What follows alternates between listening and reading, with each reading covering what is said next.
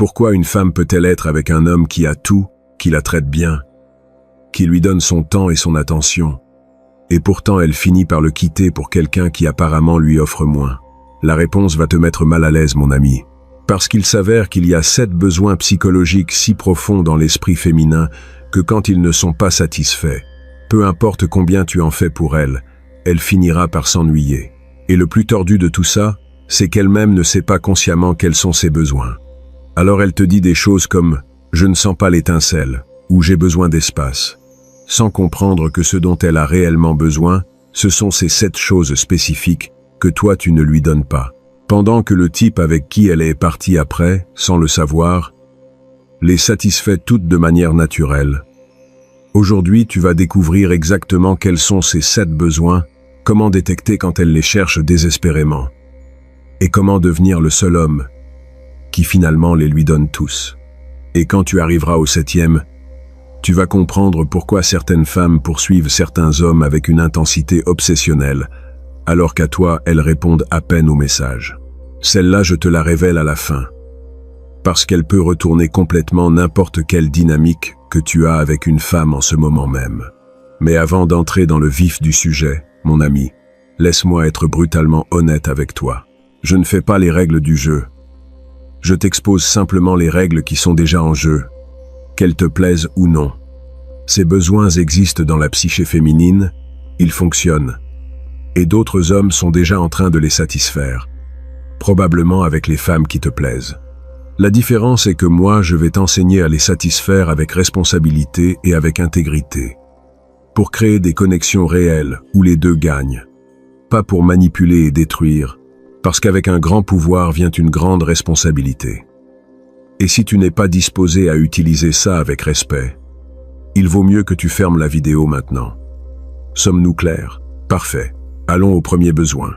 Premier besoin, le besoin de se sentir désiré, pas seulement aimé. C'est l'erreur la plus grande que commettent les hommes bons. Ils confondent amour et désir. Ils lui disent « je t'aime », lui achètent des choses, sont romantiques, mais ne lui communiquent jamais qu'ils la désirent sexuellement. Et cette différence, mon ami, c'est tout. Laisse-moi t'expliquer pourquoi. L'amour, c'est la sécurité, c'est la stabilité, c'est « je vais être ici pour toujours ». Mais le désir, c'est la passion, c'est l'intensité, c'est « j'ai besoin de toi maintenant tout de suite » d'une manière que je ne peux pas contrôler. Et les femmes ont besoin de se sentir désirées plus qu'elles n'ont besoin de se sentir aimées. Parce qu'être désirée la fait se sentir puissante, féminine, irrésistible. Tandis qu'être seulement aimée la fait se sentir en sécurité, mais pas excitée. Alors, comment satisfais-tu ce besoin correctement? Il ne s'agit pas d'être un pervers ni de la sexualiser constamment. Il s'agit de communiquer le désir de manière subtile, mais puissante. Première forme, la façon dont tu la regardes. Ne la regarde pas seulement dans les yeux tout le temps comme un romantique de film. Regarde-la entière. Ses lèvres, son cou, son corps. Et quand elle capte ton regard, maintiens le contact visuel pendant une seconde de plus que ce qui est socialement confortable. Ce regard dit « je te désire » sans dire un mot. Deuxième forme, le contact physique intentionnel. Ne lui prends pas seulement la main comme son ami. Touche sa taille quand tu passes derrière elle. Mets ta main sur le bas de son dos quand vous marchez. Caresse ses cheveux d'une manière qui ne soit pas seulement amicale, mais chargée d'intention. Ce toucher dit « mon attention n'est pas seulement émotionnelle, elle est physique ». Troisième forme, et c'est la plus puissante. Dis-lui directement ce qu'elle te fait sentir. Non pas de manière vulgaire, mais de manière honnête et chargée de tension. Par exemple, au milieu d'une conversation normale, fais une pause, regarde-la et dis-lui « tu sais, tu me distrais, c'est difficile de me concentrer sur ce que tu dis quand tu as l'air comme ça ». Cet aveu la désarme, parce que tu viens de communiquer que ton attraction physique envers elle est si forte qu'il te coûte de la contrôler. Et ça, mon ami, ça la fait se sentir désirée. Je vais te raconter quelque chose que j'ai vu. J'ai connu un type, Gustavo. Gustavo n'était pas le plus beau ni le plus riche, mais toutes les femmes qu'il connaissait finissaient par devenir obsédées par lui. Et la raison était simple. Gustavo savait communiquer le désir sans être vulgaire. Quand il sortait avec une femme et qu'elle avait l'air bien, Gustavo ne disait pas seulement « tu es belle », Il disait des choses comme « Cette robe rend très difficile que je me comporte comme un gentleman ». Ou quand elle disait quelque chose d'intelligent, Gustavo répondait « Attention, l'intelligence m'excite plus que n'importe quelle autre chose ». Ces commentaires chargés de désir faisaient que les femmes se sentaient incroyablement puissantes, parce que Gustavo leur communiquait qu'il les désirait, pas seulement qu'il les appréciait. Maintenant, l'erreur commune ici est de confondre désir et désespoir. Certains hommes apprennent ça et commencent à baver comme des chiens. « Ah, comme tu es belle, je ne peux pas arrêter de te regarder, tu es parfaite. » Ce n'est pas du désir, c'est du besoin. Et le besoin repousse, le désir attire. La différence est que le désir vient d'un lieu de pouvoir.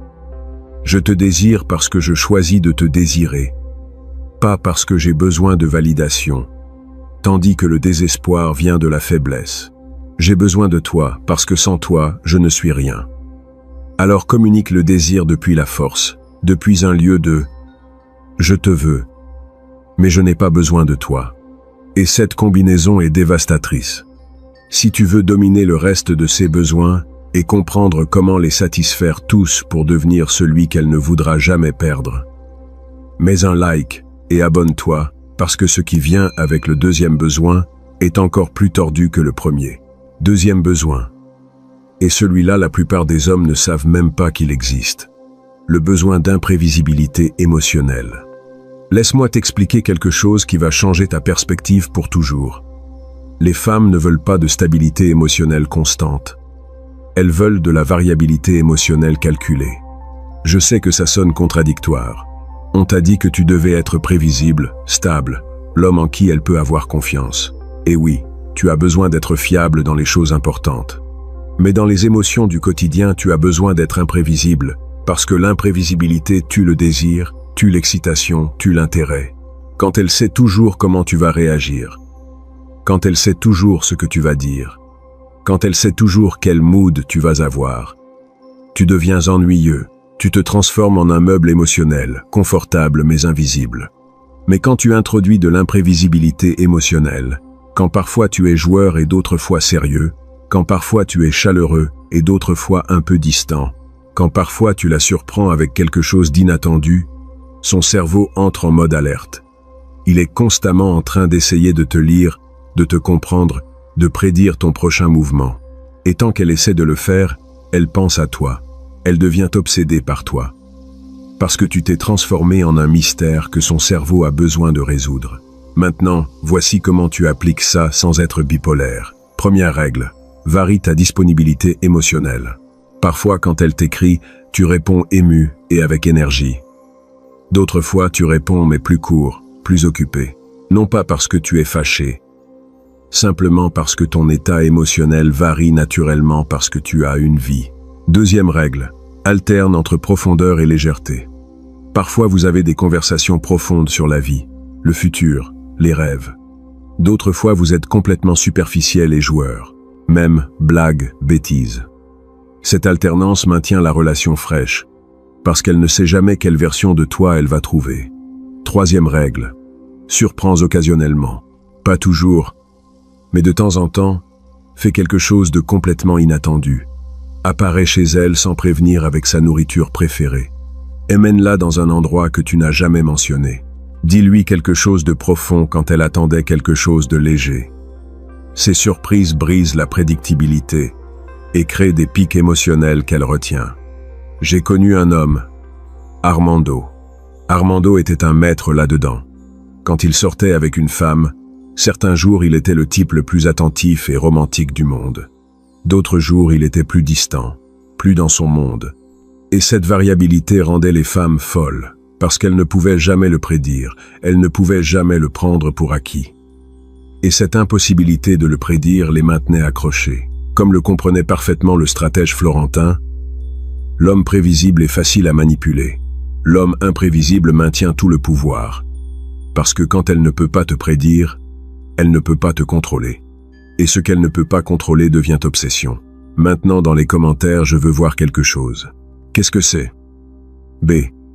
Introduire de l'imprévisibilité émotionnelle. Calculer pour maintenir l'intérêt. Écris A ou B. Et explique rapidement pourquoi. Nous allons voir lequel gagne dans cette vidéo. Troisième besoin. Et c'est ici que nous allons faire un combo nucléaire avec le quatrième. Parce qu'ensemble, ils sont dévastateurs. Le besoin d'être défié intellectuellement. Les femmes, spécialement les intelligentes, en ont marre des hommes qui disent toujours oui, qui sont toujours d'accord, qui ne les questionnent jamais, parce que ce type d'homme est ennuyeux comme regarder la peinture sécher. Alors, quand toi tu arrives et que tu la défies intellectuellement, quand tu questionnes ses opinions avec respect, mais avec fermeté, quand tu n'as pas peur de la contredire quand elle a tort, tu actives quelque chose dans son cerveau. Tu lui démontres que tu as une colonne vertébrale, que tu n'es pas une marionnette qui dit ce qu'elle veut entendre, que tu es ta propre personne, avec tes propres convictions. Et ça, mon ami, ça c'est magnétique. Alors quand elle dit quelque chose avec quoi tu n'es pas d'accord, ne reste pas silencieux par peur de la déranger. Défie-la. Attends, ça n'a pas de sens. Comment arrives-tu à cette conclusion? Oh, je ne suis pas d'accord avec ça du tout. Ma perspective est complètement différente. Ce défi l'oblige à penser, à défendre sa position, et dans ce processus, elle te respecte plus.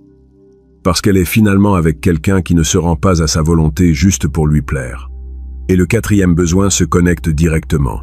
Le besoin de tension sexuelle constante. Je ne parle pas de sexe physique tout le temps. Je parle de maintenir un courant électrique d'attraction toujours présent. Même quand vous avez une conversation normale sur la météo, il devrait y avoir une couche sous-jacente de « nous nous attirons et nous le savons tous les deux ». Et cette tension se maintient avec de petits détails. Avec la façon dont tu la regardes pendant une fraction de seconde de plus que la normale. Avec le toucher occasionnel, qui est à peine plus intime que nécessaire. Avec le commentaire chargé de double sens qui la fait rougir. Quand tu combines le défi intellectuel avec la tension sexuelle, tu crées quelque chose d'explosif, parce que tu es en train de lui démontrer que tu peux stimuler son esprit et son corps, que tu n'es pas seulement l'un ou l'autre. Tu es les deux. Et cette complétude est rare comme des diamants. J'ai connu un type, Joaquin, qui dominait ce combo. Quand il sortait avec une femme et qu'elle disait quelque chose de polémique, Joaquin la défiait intellectuellement sans peur. Mais pendant qu'il débattait, il maintenait un contact visuel intense. Il s'inclinait vers elle. Il touchait son bras occasionnellement pour accentuer un point. Alors il stimulait son esprit avec le débat, mais chargeait aussi l'ambiance de tension sexuelle. Et les femmes avec qui il sortait finissaient toujours par lui dire quelque chose comme « Je ne sais pas pourquoi, mais débattre avec toi m'excite ». Parce que Joaquin avait compris que les femmes ne veulent pas seulement un intellectuel ennuyeux, ni seulement un type physiquement attirant. Elles veulent quelqu'un qui peut leur donner les deux, quelqu'un qui les fait penser et les fait sentir. Et quand tu es ce quelqu'un, tu deviens irremplaçable. Maintenant, attends parce que les 3 prochains besoins sont plus rapides, mais tout aussi puissants. Et si tu les satisfais tous, tu deviens l'homme qu'elle ne voudra jamais perdre.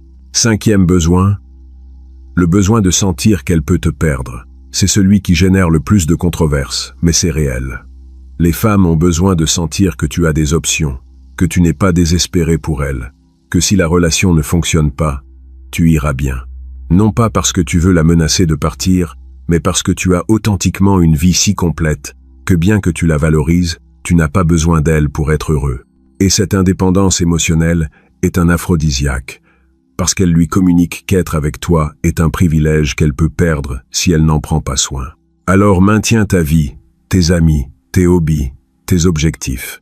Ne réorganise jamais tout autour d'elle, parce que le jour où tu fais ça, le jour où elle devient ton monde entier, ce jour-là, elle cesse de te valoriser parce qu'elle sait que tu ne vas pas la laisser, que tu vas tolérer n'importe quoi. Et ce qu'on tolère sans conséquence, on finit par le mépriser. 6e besoin, et celui-ci est subtil, mais dévastateur. Le besoin de dominance subtile. Je ne parle pas d'être un mâle alpha braillard qui la contrôle.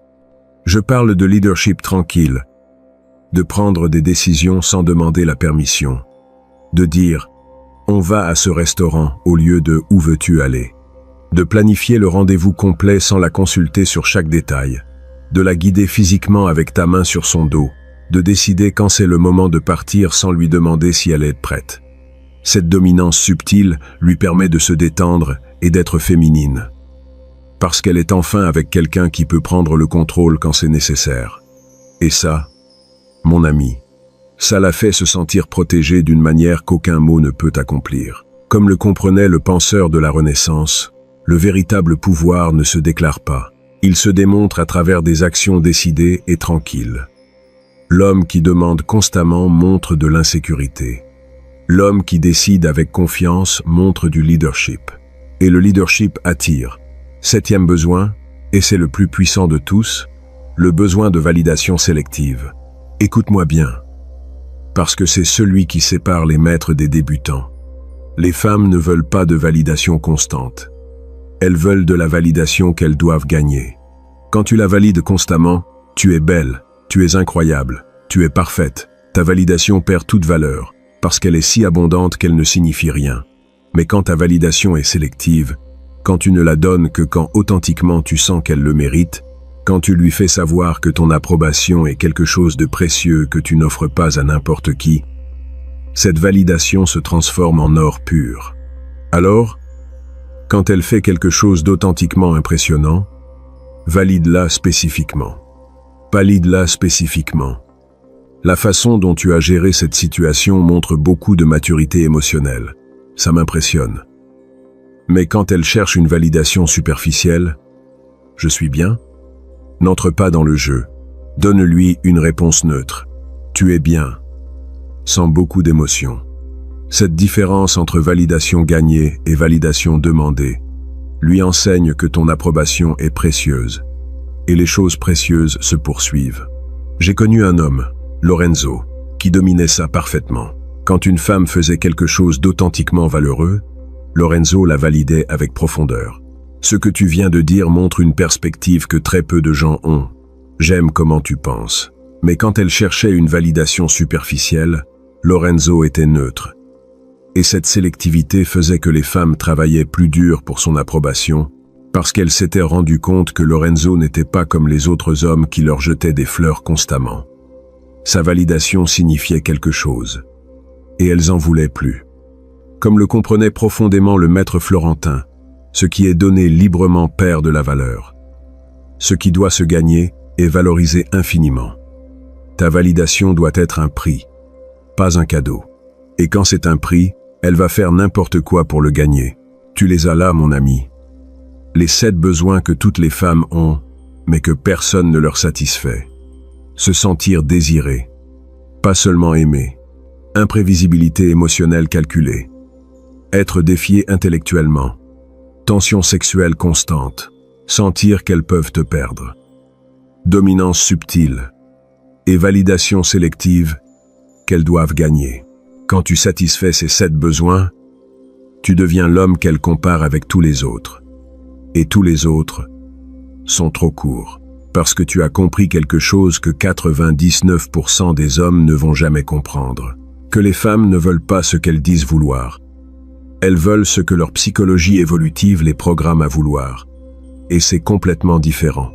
Mais rappelle-toi ceci, et c'est critique. Avec un grand pouvoir vient une grande responsabilité. Tu es en train d'apprendre de la psychologie profonde ici. Tu es en train d'apprendre comment satisfaire des besoins qu'elle ne sait même pas qu'elle a. Utilise cette connaissance avec intégrité pour créer des relations où les deux gagnent, où elles se sentent satisfaites de manière qu'elle n'a jamais expérimentée, et où toi tu te sentes valorisé et respecté. N'utilise pas ça pour manipuler cruellement. N'utilise pas ça pour collectionner des conquêtes sans te soucier du mal, parce que le karma existe. Et ce que tu fais avec cette connaissance finit par te revenir. Alors, utilise-le pour construire quelque chose de réel, quelque chose de précieux, quelque chose où les deux s'élèvent mutuellement. Parce que ça, mon ami, ça c'est ce qui vaut vraiment la peine. Dans les commentaires, raconte-moi lequel de ces 7 besoins tu crois être le plus important. Et si tu as vu un homme satisfaire tout cela naturellement, décris comment ça fonctionne sans donner de nom. Ton observation peut aider d'autres à mieux comprendre ces modèles. Et si cette vidéo a changé ta perspective sur ce dont les femmes ont réellement besoin, partage-la avec quelqu'un qui en a besoin. Mets un like, abonne-toi, Parce que dans la prochaine vidéo, je vais révéler les 5 phrases exactes qui satisfont ses besoins sans qu'elle se rende compte que tu es en train de le faire consciemment. Des phrases qui activent sa psychologie profonde de manières auxquelles elle ne peut pas résister. Mais je ne vais les partager qu'avec ceux qui sont abonnés. On se voit dans la prochaine. Et rappelle-toi, la connaissance sans action est du gaspillage. L'action sans sagesse est de la destruction. Combine les deux et tu deviens inarrêtable. Comme le comprenait profondément le stratège de Florence, l'homme qui comprend les besoins cachés des autres a le pouvoir de les satisfaire ou de les nier. Les sages les satisfont en créant une loyauté éternelle. Les cruels les nient en créant un ressentiment profond. Tu décides quel type d'homme tu veux être. Mais moi, je te recommande d'être le sage. Parce que c'est celui qui finit avec des connexions réelles qui durent. Et ça, mon ami, ça n'a pas de prix. On se voit dans la prochaine vidéo où nous allons aller encore plus profond dans ces besoins et comment les activer avec une précision chirurgicale. Ça va être encore plus tordu que celle-ci.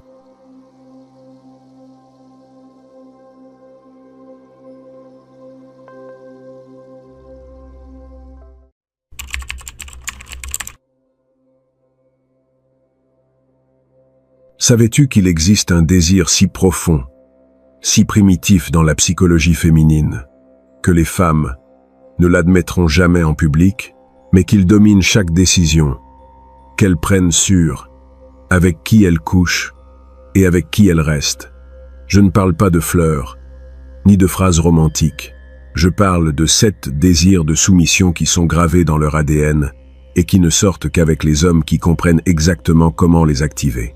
Pendant que 95% des hommes supplient pour de l'attention comme des chiens affamés, en essayant d'être le type parfait que la société dit qu'ils devraient être, les hommes qui connaissent ces 7 désirs font qu'elles les supplient, eux. Et ce n'est pas parce qu'ils sont plus beaux ni plus riches. C'est parce qu'ils comprennent quelque chose que la correction politique moderne a essayé d'enterrer, mais qui reste vivant dans le cerveau reptilien féminin. Le premier désir est si controversé que 3 psychologues avec qui j'ai parlé m'ont demandé spécifiquement de ne pas le révéler publiquement. Le 4e désir contredit complètement tout ce qu'on t'a enseigné sur l'égalité dans les relations. Et le 7e, mon ami, c'est celui qui peut changer ta vie pour toujours. Parce qu'une fois que tu le comprends, tu ne seras plus jamais le même avec les femmes.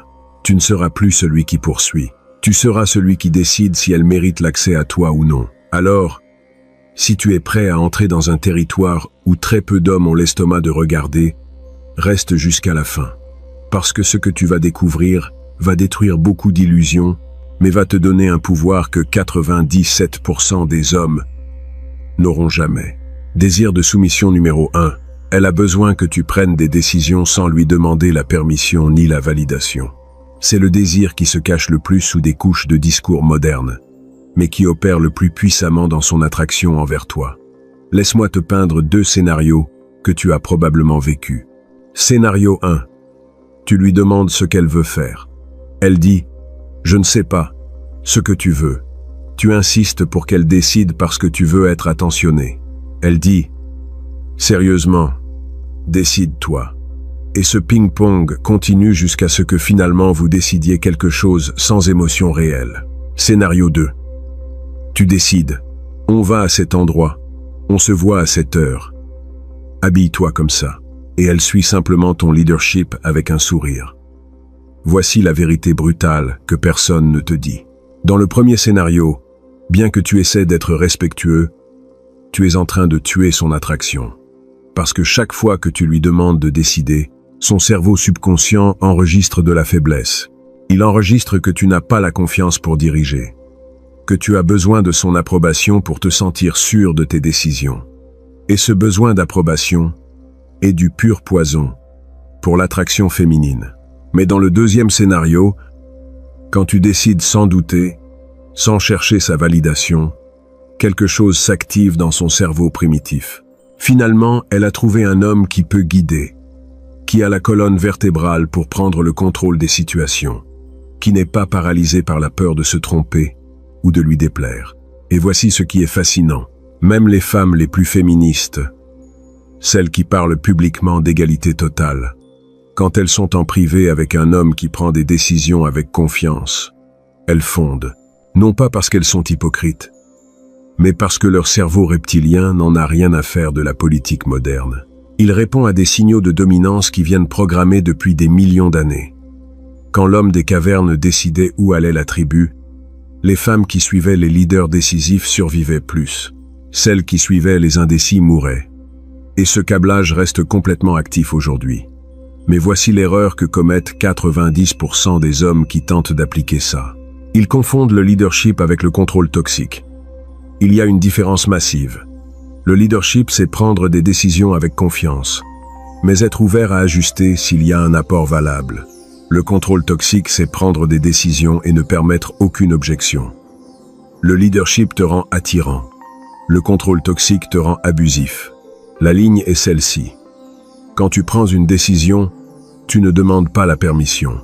Mais si elle a une objection véritable, tu l'écoutes et tu ajustes si ça fait sens.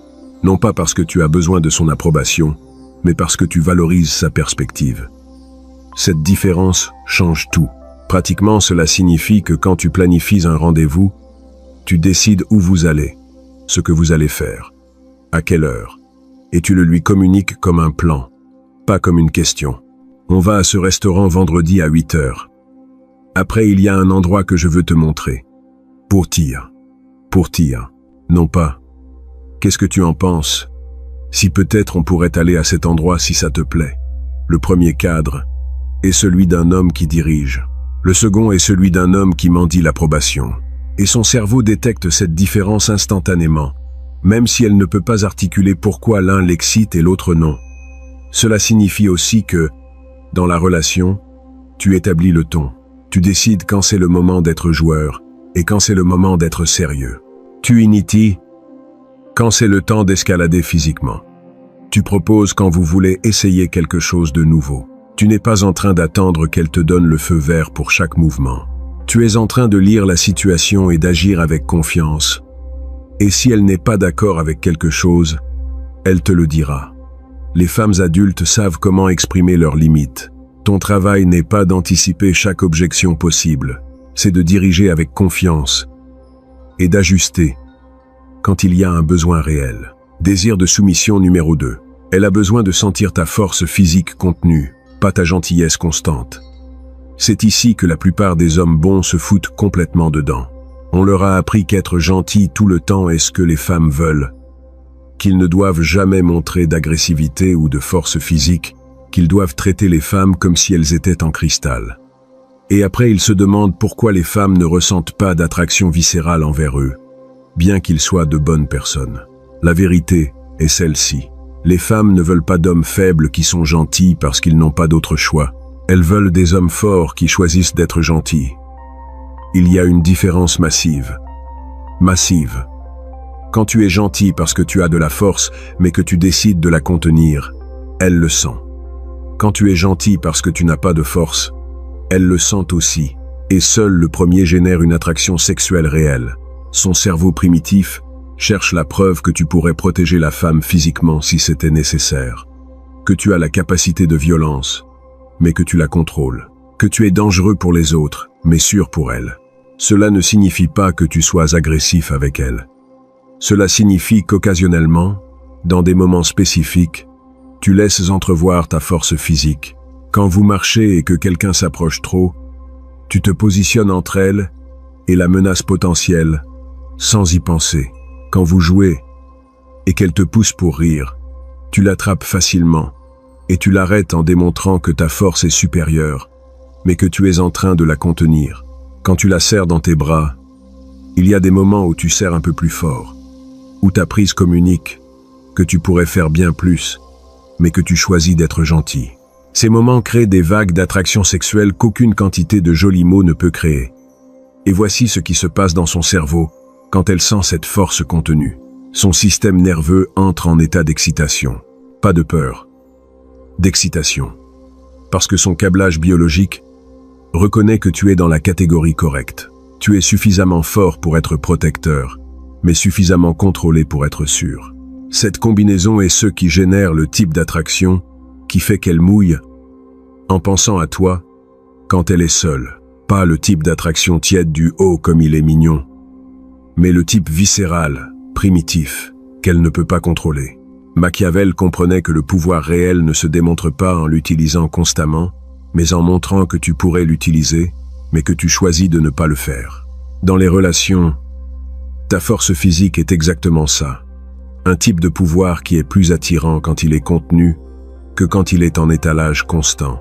L'homme qui a besoin de démontrer sa force tout le temps communique de l'insécurité. L'homme qui a clairement de la force, mais a rarement besoin de la montrer, communique de la confiance réelle. Et la confiance réelle est un aphrodisiaque qu'aucun parfum ne peut égaler. Pratiquement, développe ta force physique. Va à la salle de sport pas pour avoir des muscles d'exposition, mais pour avoir une force fonctionnelle réelle. Pratique un art martial, même basique, pour que ton corps sache comment bouger avec détermination. Et ensuite, dans tes interactions avec elle, laisse occasionnellement sentir cette force. Dans la façon dont tu lui prends la main avec fermeté, dans la façon dont tu la guides par la taille, dans la façon dont tu la soulèves sans effort quand vous jouez. Ces moments créent une mémoire émotionnelle dans son système nerveux qui associe ta présence avec la protection et la dominance sexuelle. Désir de soumission numéro 3. Elle a besoin que tu établisses des limites fermes et que tu les maintiennes sans négocier. Ce désir est critique parce qu'il prouve si tu es un homme de parole ou seulement de mots. La plupart des hommes établissent des limites, mais ensuite, ils les brisent au moment où elle fait pression. Et quand tu fais ça, son respect pour toi s'effondre de façon permanente. Parce que son cerveau vient de confirmer que tes mots n'ont pas de poids réel, que tu peux être manipulé, que tu n'as pas assez de colonne vertébrale pour rester ferme quand il y a de la pression. Laisse-moi te donner un exemple spécifique. Tu as établi la limite que tu ne toléreras pas le manque de respect. Elle dit quelque chose d'irrespectueux au milieu d'une discussion animée. 90% des hommes laissent passer parce qu'ils ne veulent pas de conflit ou parce qu'ils ont peur de la perdre. Mais l'homme qui comprend ce désir de soumission fait quelque chose de complètement différent. Il s'arrête. Il la regarde directement et dit avec un calme qui glace, « Ça a franchi la ligne. Soit tu t'excuses maintenant, soit je m'en vais, et on parlera quand tu pourras me traiter avec respect. » Et ensuite, il reste silencieux, sans argumenter, sans expliquer plus. Il attend seulement sa réponse. Et voici ce qui se passe. À ce moment-là, son cerveau est en train de faire une évaluation massive. Elle teste si ta limite était réelle ou seulement une menace vide. Si tu restes ferme sans plier, quelque chose change dans la façon dont elle te perçoit. Soudainement, tu es un homme qui ne peut pas être manipulé avec des larmes ou de la colère. Un homme qui valorise sa dignité plus que son approbation temporaire. Et ce type d'homme est rare au point de la quasi-extinction. Son cerveau le reconnaît comme valeureux, comme un homme qui mérite le respect. Et paradoxalement, quand tu maintiens tes limites, son attraction monte en flèche, parce qu'elle a finalement trouvé un homme qu'elle ne peut pas contrôler complètement. Mais si tu plies, si tu acceptes des excuses à moitié et continues comme si de rien n'était, tu viens de lui enseigner que tes limites sont négociables, qu'elle peut les franchir sans conséquences réelles. Et une fois qu'elle apprend ça, elle va tester constamment jusqu'où elle peut aller. Pas parce qu'elle est une mauvaise personne, mais parce que son cerveau évalue constamment si tu es un leader réel ou si tu fais juste semblant. Et les leaders réels ne négocient pas leurs limites fondamentales. Les limites que tu dois établir concernent le respect mutuel, la communication honnête, la loyauté, l'effort réciproque. Celles-ci sont non négociables.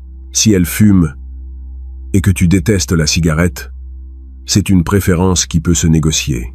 Mais si elle te manque de respect et que tu tolères, cela érode le fondement complet de la relation. Alors identifie tes limites réelles, communique-les clairement. Et ensuite, quand elles sont franchies, agis immédiatement avec une conséquence proportionnelle, pas avec de la colère, pas avec de la vengeance, seulement avec une fermeté tranquille qui communique. C'est ça le standard, et ça ne bouge pas. Si tu veux vraiment dominer ça, et voir comment ta vie avec les femmes change radicalement, mets un like à cette vidéo et abonne-toi à la chaîne. Parce que ce qui vient dans les désirs suivants est encore plus brutal. Nous sommes à peine en train de nous échauffer, mon ami. Désir de soumission numéro 4. Elle a besoin que tu sois imprévisible dans tes réactions, mais cohérent dans ton caractère. Ce désir est là où tu sépares les hommes qui génèrent de l'ennui de ceux qui génèrent de l'obsession. La plupart des hommes sont complètement prévisibles. Elle sait exactement comment tu vas réagir à tout, ce que tu vas dire, comment tu vas te comporter. Et cette prévisibilité tue l'attraction plus vite que presque n'importe quelle autre chose. Parce que son cerveau s'ennuie. Il n'y a plus rien à découvrir. Elle t'a déjà résolu complètement. Tu es un livre qu'elle a fini de lire, et maintenant il est sur l'étagère à prendre la poussière. Mais l'homme qui comprend ce désir maintient un élément de surprise constant. Parfois il répond avec humour, quand elle attend du sérieux. Parfois il répond avec sérieux, quand elle attend que tu ris. Parfois tu disparais pendant des jours quand elle attend que tu sois disponible. Parfois tu es super présent quand elle ne l'attendait pas. Il n'y a pas de modèle qu'elle puisse prédire. Et cette imprévisibilité maintient son cerveau à travailler constamment, en essayant de te comprendre, en essayant d'anticiper ton prochain mouvement. Et pendant que son cerveau travaille sur toi, elle pense à toi. Et pendant qu'elle pense à toi, elle développe de l'obsession. Mais voici la partie critique que 90% des hommes interprètent mal. Imprévisible ne signifie pas incohérent. Ton caractère fondamental doit être solide comme la roche. Tes valeurs ne changent pas. Ton intégrité ne se négocie pas. Ta parole a du poids. Ces choses sont cohérentes toujours. Ce qui est imprévisible, c'est comment tu exprimes ce caractère dans différentes situations. Tes réactions émotionnelles, tes décisions tactiques, ta disponibilité. Ces choses varient de façon à ce qu'elle ne puisse pas les cartographier complètement. Alors elle sait que tu es un homme de parole, mais elle ne sait pas si tu vas pardonner son erreur cette fois, ou si tu vas partir. Elle sait que tu valorises l'honnêteté, mais elle ne sait pas si tu vas réagir avec compréhension ou avec distance quand elle te raconte quelque chose de difficile. Cette tension entre ta cohérence de caractère et ton imprévisibilité de réaction est ce qui crée la dynamique parfaite. Elle se sent en sécurité avec toi au niveau fondamental, mais elle ne peut jamais prendre pour acquis comment tu vas répondre au niveau tactique. Pratiquement, cela signifie que tu brises tes propres modèles constamment. Si normalement tu réponds aux messages vite, occasionnellement tu prends des heures. Si normalement tu planifies des rendez-vous structurés, occasionnellement tu fais quelque chose de complètement spontané. Si normalement tu es patient avec ces drames, occasionnellement tu as une tolérance zéro. Il n'y a pas de formule qu'elle puisse utiliser pour prédire ton comportement. Et cette incapacité à prédire te maintient intéressant indéfiniment. Désir de soumission numéro 5. Elle a besoin de sentir qu'elle peut te perdre à tout moment. Ce désir est directement connecté à la façon dont les femmes valorisent. Elles ne valorisent pas ce qu'elles ont de garantie. Elles valorisent ce qu'elles peuvent perdre. Alors, au moment où tu te transformes en ressource garantie, ta valeur perçue s'effondre. Peu importe à quel point tu es parfait. Peu importe combien tu en fais pour elle. S'il n'y a pas de possibilité réelle de te perdre, elle finira par te prendre pour acquis. Et c'est ici que la plupart des hommes se trompent complètement. Ils pensent qu'en lui donnant la sécurité absolue qu'ils ne vont jamais partir, qu'ils vont toujours être là, qu'elle est leur tout. Ils construisent un amour solide. Mais ce qu'ils font réellement, c'est éliminer la tension qui maintient l'attraction vivante. Parce que quand elle sait, avec une certitude absolue, que quoi que tu fasses, peu importe comment elle te traite, tu vas toujours être là. Son cerveau te classe comme une option de faible valeur. Mais quand il y a une possibilité authentique que tu puisses partir, quand elle sent que si elle ne maintient pas un niveau d'effort, tu as des options et une dignité suffisante pour t'en aller, tout change. Soudain, elle investit. Elle apprécie. Elle travaille pour te garder. Non pas parce que tu es manipulateur, mais parce que ton comportement a communiqué que tu as des standards et des options réelles. Et les hommes avec des standards et des options sont rares, et ce qui est rare est précieux. Dans les commentaires, je veux voir ce qui fonctionne le mieux selon toi. A. Lui faire savoir que tu vas toujours être là peu importe quoi. Ou B. maintenir le cadre que s'il n'y a pas de réciprocité réelle, tu as la dignité de partir. Écris A ou B et explique rapidement pourquoi. Nous allons voir lequel gagne dans cette vidéo. Pratiquement, ne déclare jamais qu'elle est ton tout. Ne dis jamais que tu ne pourrais pas vivre sans elle. N'agis jamais comme si ton bonheur dépendait complètement de sa présence, parce que tout ça communique de la dépendance. Et la dépendance tue l'attraction. Au lieu de cela, vise une vie si riche, si pleine de buts et d'activités satisfaisantes, que ta relation avec elle est un complément important, mais pas un besoin désespéré. Et quand elle sent cette différence, quand elle perçoit que tu es avec elle parce que tu choisis de l'être, pas parce que tu as besoin de l'être, son évaluation de toi monte en flèche. Désir de soumission numéro 6. Elle a besoin que ton approbation soit difficile à gagner et facile à perdre.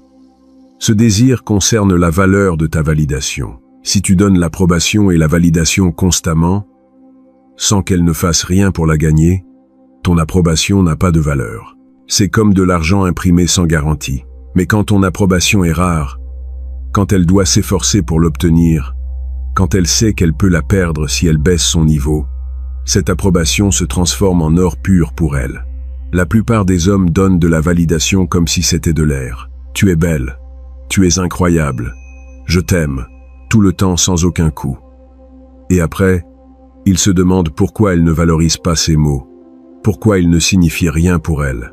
C'est parce qu'elle n'a rien eu à faire pour les obtenir. Ils ne représentent pas une évaluation réelle de son comportement ou de ses qualités.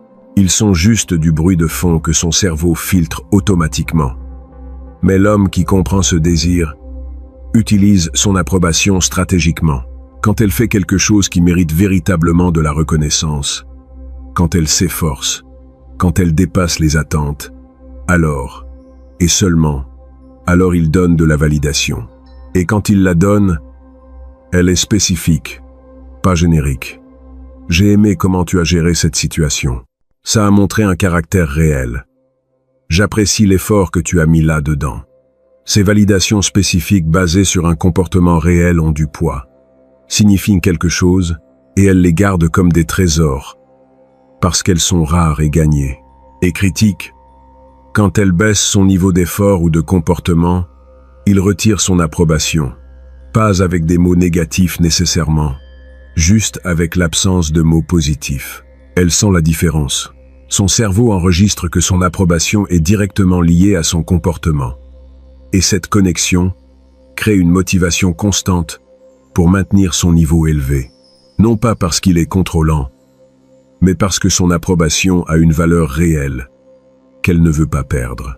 Machiavel a compris que les alliés les plus loyaux étaient ceux qui devaient travailler constamment pour maintenir la faveur du prince. Ceux qui recevaient la faveur automatique devenaient complaisants. Dans les relations, le même principe s'applique avec une précision mathématique. La femme qui a ton approbation garantie devient complaisante. Celle qui sait qu'elle doit gagner cette approbation constamment continue d'investir indéfiniment. Désir de soumission numéro 7. Elle a besoin que tu sois l'homme que d'autres hommes respectent et d'autres femmes désirent. C'est le désir final et le plus puissant parce qu'il touche le mécanisme de validation sociale le plus profond qui existe dans la psychologie féminine. Les femmes n'évaluent pas ta valeur en isolation. Elles l'évaluent à travers la lentille de comment les autres te perçoivent, spécialement d'autres hommes et d'autres femmes. Si d'autres hommes te respectent, son cerveau assume que tu dois être valeureux. Si d'autres femmes te désirent, son cerveau assume que tu dois être désirable. Cela vient de millions d'années d'évolution, où les femmes utilisaient le jugement social comme un raccourci pour évaluer la valeur masculine. Elles n'avaient pas le temps d'évaluer exhaustivement chaque homme.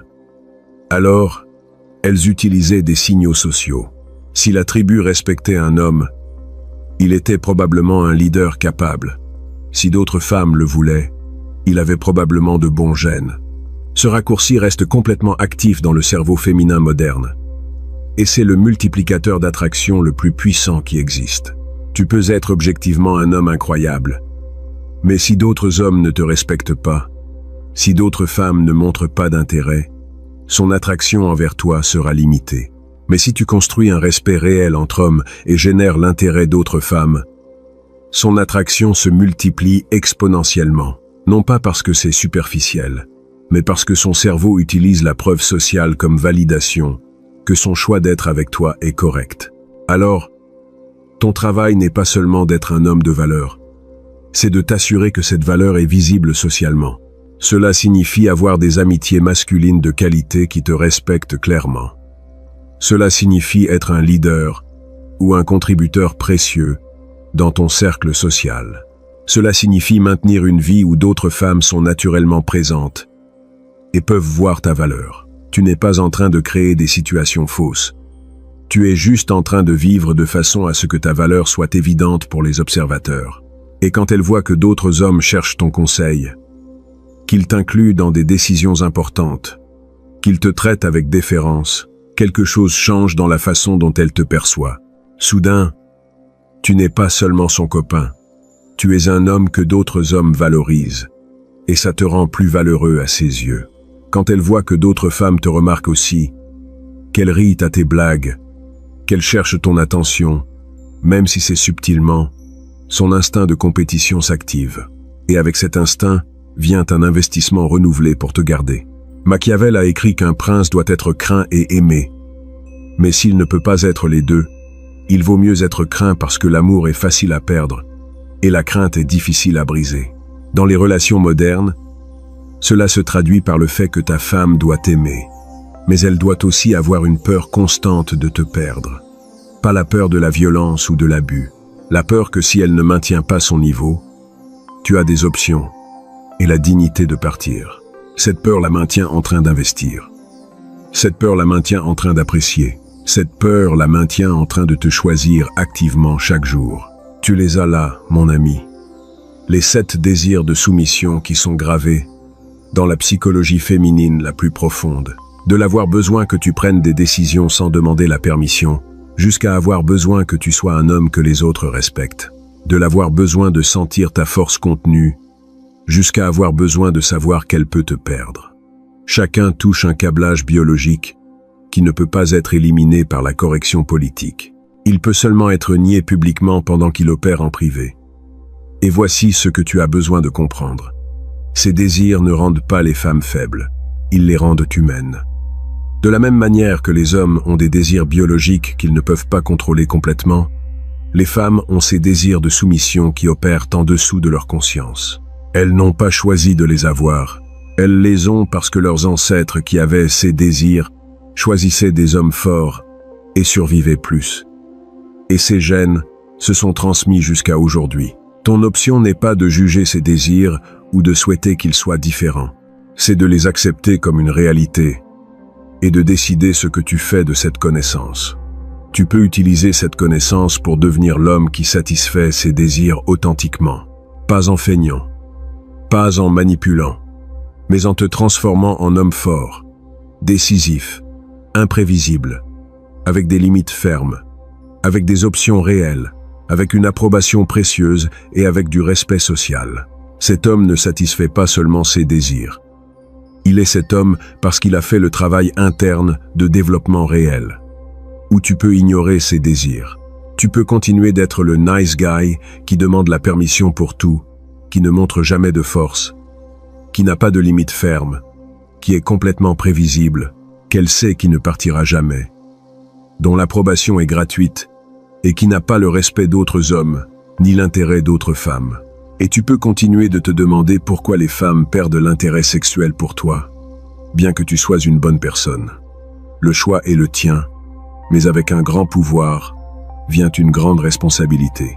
Si tu utilises cette connaissance, utilise-la avec intégrité pour créer des relations où les deux gagnent, où tu es l'homme fort qu'elle admire et où elle est la femme féminine que tu désires, où il y a une réciprocité réelle, où il y a un respect mutuel, où les deux choisissent d'être ensemble chaque jour non par nécessité, mais par désir authentique. Si cette vidéo t'a donné de la clarté sur comment fonctionne réellement l'attraction féminine à un niveau que personne d'autre ne t'enseignera, mets un like et abonne-toi parce que j'ai plus de contenu qui va continuer de détruire les illusions et te montrer la vérité brutale sur les dynamiques de pouvoir dans les relations. Pas ce qu'on t'a dit que tu devrais faire, ce qui fonctionne réellement dans le monde réel. Et dans la prochaine vidéo, je vais te révéler les 5 signes infaillibles qu'une femme feint l'attraction pour t'utiliser. Parce que, mon ami, toutes les femmes qui semblent intéressées ne le sont pas réellement. Certaines veulent juste tes ressources, ton temps, ton attention, sans aucune intention de te donner ce que tu cherches réellement. Et je vais t'enseigner exactement comment détecter ça avant qu'il ne soit trop tard. On se voit là-bas, mon ami.